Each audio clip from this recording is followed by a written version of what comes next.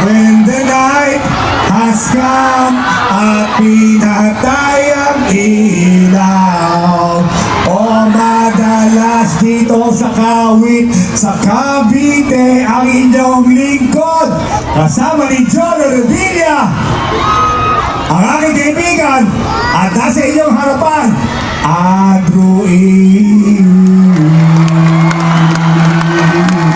God bless Cavite! God bless mga Caviteño!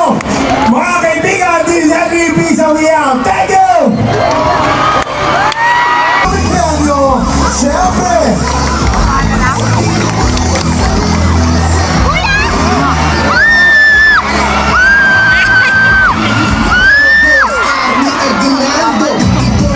Muli, maraming salamat!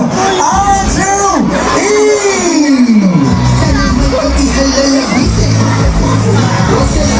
At syempre, hindi kumpleto ang ating gabi ng hindi